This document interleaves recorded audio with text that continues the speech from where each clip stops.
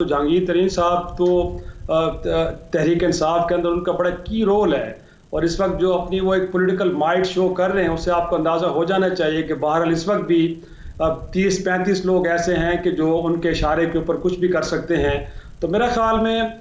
यही वजह है कि खान साहब को भी अब सेकंड थॉट लेना पड़ा है कि जो बार बार ये कहते हैं कि इस मुल्क के अंदर गरीब और अमीर के लिए एक कानून होना चाहिए और लोगों को एक आंख से देखना चाहिए, लेकिन अब उनको दूसरी आंख से जहांगीर तरीन साहब को देखना पड़ रहा है, क्योंकि उनको लग रहा है कि जो 30-35 लोग उनके साथ खड़े हैं वो एक प्रेशर ग्रुप नहीं है, बल्कि वो एक एक्चुअल ग्रुप है कि जो किसी वक्त कुछ भी कर सकता है। और एक ऐसी हुकूमत को जो सिर्फ 8 वोटों पे खड़ी हो है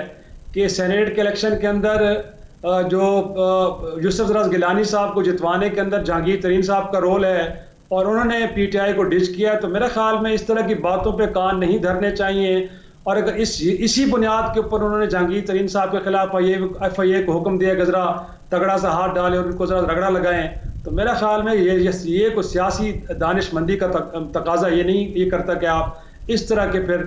जो है एक तरह से एक्शन की तरफ जाएं। अगर ये किया गया तो मेरा ख्याल में उसका नुकसान सिर्फ और सिर्फ तहरीक इंसाफ को, इमरान खान साहब को हो रहा था। इससे जहांगीर तरीन साहब को तो कोई नुकसान नहीं होने वाला था। रह गया शौकत तरीन साहब, तो मेरा ख्याल में इस हवाले से अहम तरीन है कि खुद खान साहब अब चौथा वजीर खजाना लेके आ रहे हैं और इस बात